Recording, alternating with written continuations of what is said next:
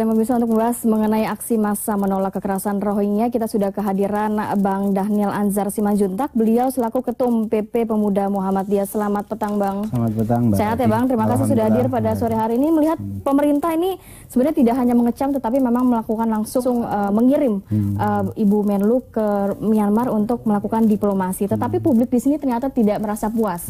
Nampaknya merasa ini belum maksimal upaya pemerintah Indonesia. Kalau Anda melihat, apakah masih ada upaya yang bisa lebih maksimal lagi, Bang, ke depannya? Pertama, saya lihat apa yang dilakukan oleh pemerintah Indonesia melalui upaya soft diplomasi, ya istilah kita itu adalah tahap pertama. Saya pikir itu sudah positif, ya, didorong soft diplomasi. Nah, kalau kemudian ada reaksi berharap lebih, itu wajar saja, kan publik memang selalu bersikap dan berharap sesuatu yang lebih bisa dilakukan oleh pemerintah. Nah, saya melihat itu sebagai pesan yang positif saja, karena ada kepedulian dari publik, dari masyarakat Indonesia untuk peran akselerasi peran pemerintah Indonesia menyelesaikan masalah di Rohingya, atau sebutlah menyelesaikan masalah di Rakhine terhadap pembantaian etnis Rohingya. Nah, saya melihat apa yang terjadi di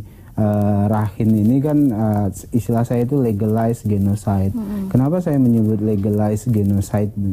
Karena memang akarnya adalah karena konstitusi Myanmar tidak mengakui warga atau etnis Rohingya di Rakhine itu sebagai warga negara. Semenjak 1940-an mereka tidak diakui sebagai warga negara. Kemudian kalau sudah tidak diakui sebagai warga negara, kan dampaknya tentu hak-hak mereka, kemudian hak hukum, hak ekonomi mereka itu terabaikan. Nah, tambah lagi tempat Rakhine itu terisolir dan sebagainya, sehingga kekerasan terhadap mereka itu tidak dapat perlindungan, begitu ya, mereka tidak bisa membela diri dan sebagainya. Nah, itulah yang kemudian praktek genosida itu terus berlangsung. Nah, memang apa yang dilakukan oleh pemerintah Indonesia sekarang sebagai upaya tahap pertama harus kita apresiasi, ya. Jadi pertama, soft diplomasi sampai batas tertentu. Apakah soft diplomasi ini bisa membuahkan hasil atau tidak, mari kita lihat sama-sama. Sampai kapan soft diplomasi itu harus berganti dengan hard diplomasi? Tapi tahan dulu, Bang, kita sudah tersambung dengan Bapak Muhammad Basair. Beliau selaku manajer Markom dari ACT. Halo, selamat malam. Ya, selamat malam Pak Muhammad Basair. Bisa mendengar suara saya? Nggak dengar.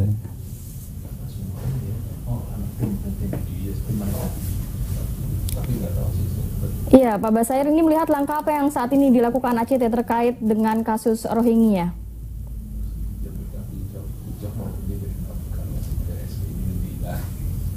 Iya, nampaknya lagi ada gangguan teknis. Kita kembali lagi, Bang. Ini melihat kan memang sudah cukup lama dari junta militer sudah berganti juga ke Aung San Suu Kyi.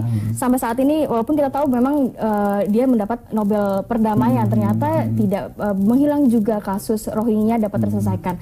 Kalau Anda melihat sampai kapan mungkin limitnya nanti akhirnya harus berganti dengan hard diplomasi? Sampai kemudian negosiasi kita, kemudian ajakan yang persuasif itu kemudian terus diabaikan oleh pemerintah Myanmar. Kan selama ini juga yang punya komitmen tinggi untuk memasukkan Myanmar ke ASEAN itu adalah Indonesia. Jadi ketika kita melakukan upaya-upaya persuasi itu, kemudian Myanmar mengabaikan itu, artinya kan mereka tidak menghormati kita. Nah, cara begitu bisa kemudian menjadi ukuran kita harus bergeser pada upaya yang lain, yaitu hard diplomasi. Seperti apa hard diplomasi? Hard diplomasi ini pada poin tertentu bisa dilakukan melalui membangun political pressure. Nah, political pressure itu misalnya tekanan-tekanan publik yang agak tegas dan agak terang. Nah, caranya adalah membangun solidaritas kemanusiaan global. Nah, jadi kita bisa mengajak negara-negara di dunia untuk bersama-sama melakukan tekanan politik kepada Myanmar. itu secara bilateral ya, negara-negara di dunia, termasuk kemudian secara multilateral kita bisa melakukan melalui ASEAN, OKI, kemudian jadi sebenarnya banyak cara begitu ya Bang ya. PBB ya juga kita Oke, tadi dikatakan memang ini akhirnya masuk ke dalam legalize dari genocide. Legalize genocide. Genocide. Tadi dikatakan Abang selain dari soft diplomasi yang dilakukan 4+1 saat ini oleh pemerintah, ternyata bisa juga hard diplomasi. Namun kita tahan dulu sejenak, sudah tersambung dengan Bapak Muhammad Basir, beliau selaku manajer Markom dari ACT. Selamat malam Pak Muhammad.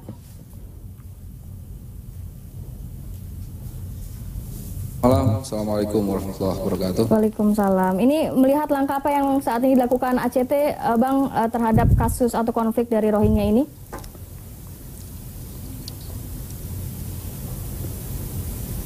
Baik, jadi kalau ACT, Aksi Cepat Tanggap itu sudah ke-12 kali tahun ini, sampai tahun ini 12 kali mengirimkan misinya, apa yang kami sebut sebagai diplomasi kemanusiaan yang mengatasnamakan bangsa Indonesia. Dan terakhir kita sampai pada saat eskalasi meningkat, yaitu tanggal 25 Agustus, momentum kebetulan dengan Idul Kurban, kita memang mengirimkan tim ke Rakhine State dan Bangladesh. Cuman memang masuk ke Rakhine State itu kan tidak mudah dan tidak bisa. Sampai saat ini masih diblokir untuk bantuan kemanusiaan ke Myanmar. Sehingga masih tertahan di Yangon. Tetapi yang sampai ke pengungsi itu yang ada di perbatasan Bangladesh. Yang di perbatasan Bangladesh itu sejak tanggal 31 Agustus itu sampai hari ini masih berada di sana. Dan informasi yang kami terima sampai saat ini itu lebih dari 146.000 pengungsi. Iya Bang, melihat bantuan apa yang akan diberikan ACT, mungkin kita akan bahas lagi nanti di segmen berikutnya ya Bang. Iya pemirsa, tetap bersama kami, kita akan segera kembali usai yang satu ini.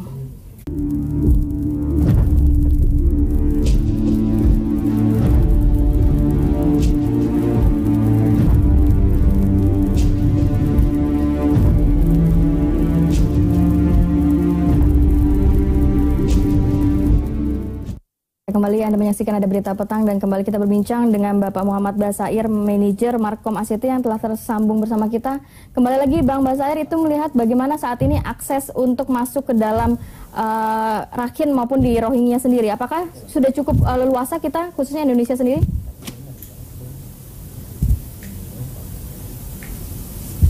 Baik. Jadi kalau informasi terakhir, tetap untuk bantuan kemanusiaan itu belum bisa masuk ke Rakhine. Jadi yang semalam dari berita-berita yang kami terima bahwa baru dari Erdogan, Presiden Turki, yang sudah melakukan kontak dengan Aung San Suu Kyi yang menjanjikan akses kemanusiaan dibuka. Tetapi sampai saat ini memang kita belum tahu real atau langkah nyata di lapangan seperti apa. Tapi memang kalau ACT itu terpusat atau terkonsentrasi bantuan ada di Bangladesh. Karena memang konsentrasi pengungsi ada di sana. Oke, Bang, ini sebenarnya kendalanya apa, Bang? Apakah memang ada semacam hal yang dipersulit oleh pihak Myanmar atau seperti apa?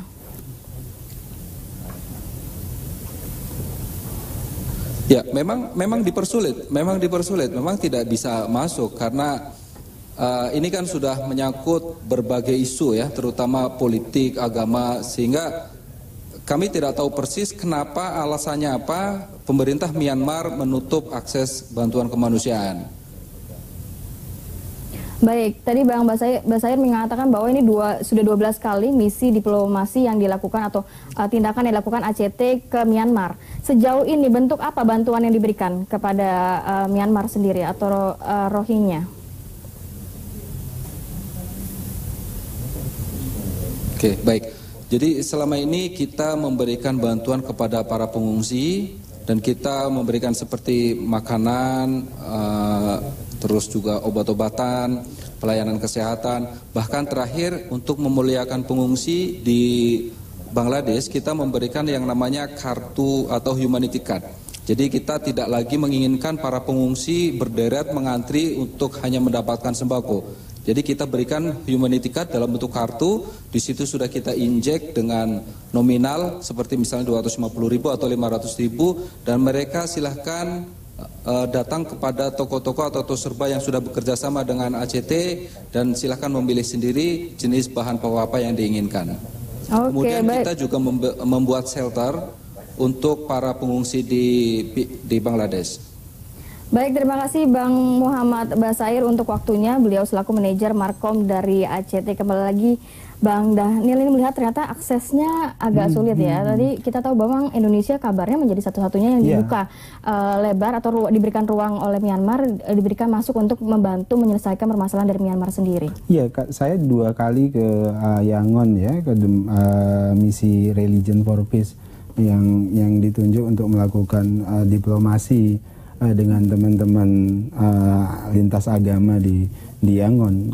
Posisi saya sebagai Presiden Religion for Peace Youth Interfaith pada saat itu 2012, kemudian pertengahan 2012. Memang apalagi waktu itu junta ya yang berkuasa, memang sulit melakukan komunikasi, ada ketertakutan dengan dari masyarakat, apalagi kemudian pengawasan yang sangat ketat pada saat itu. Nah, ini tadi saya termasuk yang kaget mendengar pernyataan dari teman-teman ACT, karena selama ini agak sulit ya. Ya, selama ini kan statement dari pemerintah menyatakan bahwasannya yang satu-satunya yang bisa masuk ke Rakhine itu adalah bantuan kemanusiaan dari pemerintah Indonesia atau dari lembaga swadaya masyarakatnya Indonesia. Tapi ternyata kan ACT juga melakukan pendampingan dan bantuan itu di pengungsian, artinya di perbatasan Bangladesh. Berarti sampai dengan detik ini tidak satu pun negara, termasuk yang hanya sekedar mendorong misi kemanusiaan, itu bisa masuk ke Rakhine. Nah, ini jadi catatan penting saya pikir untuk kemudian mempertimbangkan proses-proses diplomasi yang lebih lanjut ya, maksud saya. Jadi political pressure dari seluruh kelompok masyarakat di dunia atau warga dunia begitu, kemudian negara di dunia, saya pikir harus diakselerasi. Jadi memang tidak hanya 1-2 negara yang akhirnya terlibat begitu ya Bang? Nggak mungkin hanya Indonesia ya, makanya oleh sebab itu saran saya tentu kepada pemerintah Indonesia itu melakukan komunikasi intens dengan negara-negara di dunia, termasuk lembaga-lembaga multilateral, PBB, OKI, ASEAN, untuk kemudian memberikan political pressure yang terang dan tegas kepada pemerintah Myanmar. Nah, kemudian masyarakat sipil, misalnya kami Muhammadiyah, kemudian organisasi yang lain itu melakukan political pressure yang serupa dengan menghimpun solidaritas kemanusiaan dengan negara-negara yang lain, jaringan civil society di belahan dunia yang lain. Kalau kita melihat memang aksi penolakan terus terjadi Bang, ini apa dampaknya terhadap Indonesia? Apakah nantinya dapat memicu tindakan, dalam arti ini kan biasanya di atasnamakan oleh ormas-ormas Islam, apakah akan berdampak kepada Indonesia sendiri? Saya justru melihatnya ini positif saja ya. Saya melihat bahwasannya demonstrasi yang besar, luapan emosi yang besar itu, selama itu dikelola dengan baik, justru saya melihat ada pesan yang positif. Apa pesan yang positif itu? Berarti ada semangat kemanusiaan yang tinggi. Jadi saya selalu pesankan ke teman-teman organisasi kemasyarakatan, pemuda, mahasiswa, agaknya elok memang merawat ukhuwah Islamiyah, tapi kalau bisa itu dinaikkan sedikit lagi menjadi ukhuwah basyariah, ukhuwah kemanusiaan, sehingga bisa melibatkan banyak warga dunia terlibat. Nah, ini kan sekarang semua warga Indonesia itu memberikan perhatian khusus terhadap Rohingya. Jadi ada nilai-nilai, sebutlah kemanusiaan yang tinggi sekali. Selain memang ada dimensi nilai-nilai keislaman, persaudaraan Islam yang juga tinggi. Jadi ada kemanusiaan juga gitu ya. Jadi ini yang harus ditangkap oleh pemerintah sebagai kekuatan. Berarti semangat. Sedikit Bang, saya penasaran. Kemarin memang Abang mengumpulkan elemen-elemen pemuda lintas agama. Apa hasilnya singkat saja Bang? Nah, yang jelas saya ingin menyampaikan pesan, kita mari membangun solidaritas kemanusiaan dan kemudian berhenti menuduh kelompok agama lain sebagai biang keroknya. Saya mau nyebut begini, di Islam ada kelompok ekstremis, di Buddha juga ada kelompok ekstremis seperti Wiratu dan segala macam. Jadi tinggal bagaimana kelompok yang mainstream ini itu bisa menangkal kelompok-kelompok yang ekstrim ini. Baik, terima kasih banyak Bang Daniel. Semoga memang tidak hanya Indonesia yang akhirnya bergerak begitu sehingga tidak pincang sebelah begitu. Terima kasih banyak Bang Daniel untuk waktunya pada sore hari ini.